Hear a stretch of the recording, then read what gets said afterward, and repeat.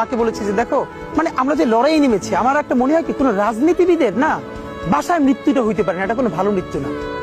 যিনি রাজনীতি করেন, যিনি লড়াই করেন, যিনি বিপ্লবী, যিনি সংগ্রামী, তার মৃত্যুটা হবে একটা সংগ্রামের মধ্যে দিয়ে, একটা রাজপথে, একটা গ্লোরির মৃত্যু। আমি তো ভীষণ ভাবে প্রত্যাশা করি, আমি ছোটবেলা থেকে এই স্বপ্নটা দেখি, অনেক জায়গায় বলেছি যে একটা তুমুল মিছিল হচ্ছে অন্যায়ের বিরুদ্ধে, সেই মিছিলের সামনে আমি আছি, কোন একটা বুলেট এসে আমার বুকটা হয়তো বিদ্ধ করে দিয়েছে, এবং সেই মিছিলে আমি হাসতে হাসতে আমি শহীদ হয়ে গেছি। এবং সবাই যখন মৃত্যুটাকে ভীষণ ভয় পায়, আমি তখন হাসতে হাসতে আল্লাহর কাছে ভীষণ সন্তুষ্টি নিয়ে পৌঁছতে চাই যে আমি একটা ন্যূনতম ওই জীবনটা লিড করতে পারলাম, যে আমি একটা ইনসাফের হাসি নিয়ে আমি আমার আল্লাহর কাছে পৌঁছতে চাই। সুতরাং আগামী 50 বছর বাঁচলাম, কোন ইম্প্যাক্ট তৈরি হলো না আমার দিয়ে, দেশের জন্য, রাষ্ট্রের জন্য, উম্মার জন্য, জাতির জন্য। কিন্তু আমি ধরেন 5 বছর বাঁচলাম, সেটার মধ্য দিয়ে যদি আগামী 50 বছরের ইম্প্যাক্ট তৈরি হয়, তাহলে অনেকদিন বেঁচে থাকায় কি সাফল্যের বলেন?